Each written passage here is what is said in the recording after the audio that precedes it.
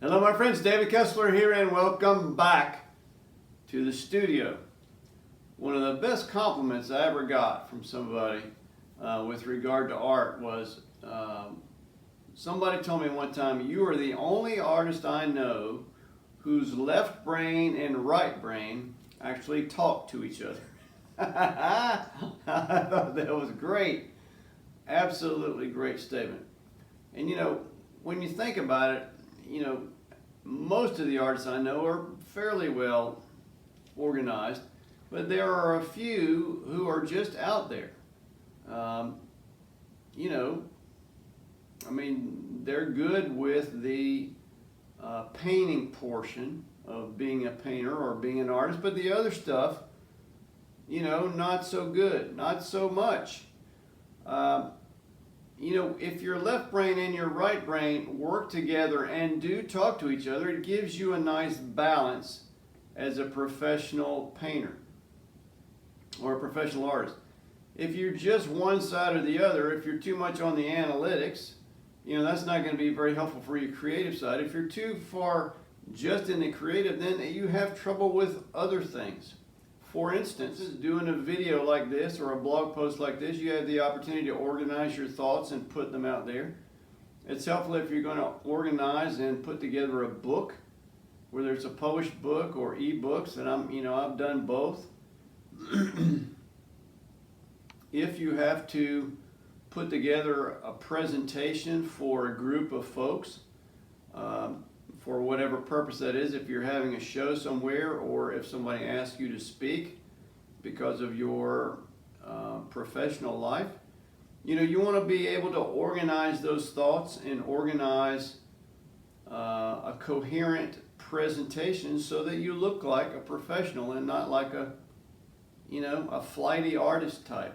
I mean, that's okay if you want to just be that, but be aware that if you have a balance of the two, it can create a better career for you. You're going to be able to more easily market your work.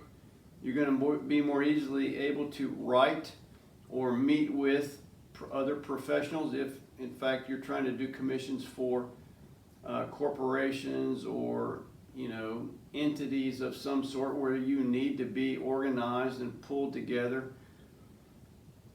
It helps if you're trying to put together information about your work to give to a gallery. You know, how can you put that information together so that it's easy to read, so that people can learn about you and it's not a lot of, you know, art speak BS. It's helpful if you're a teacher and you want to get your students to a point where they can learn easily from you.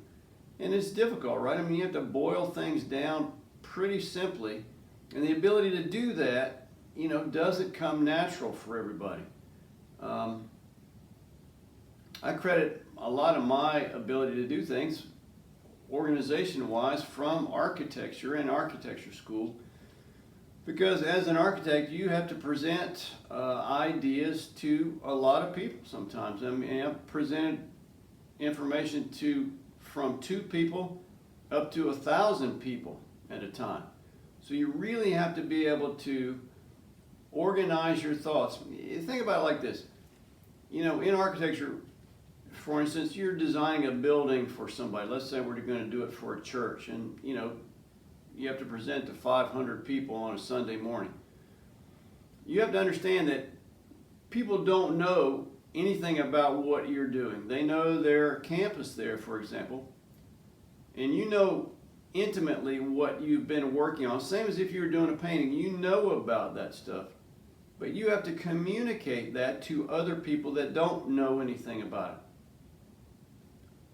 So you have to have the ability to sort of give people the big picture and then work down from the big picture to the details. And I know a lot of people that start with the detail without giving me the big picture. It's like, you know, I can't understand it unless you give me the big picture first and then work your way in. It's the same thing with doing a painting or telling somebody else about your work or explaining your work to a gallery owner who you hope will put you on as one of the gallery artists. It's all the same thing, but you have to be able to organize both sides of your brain to be able to get that information out and make it understandable to other people. Obviously, you're going to understand it, but the ability to communicate clearly and succinctly to other people what those ideas and intentions are is something that a lot of people have to work on.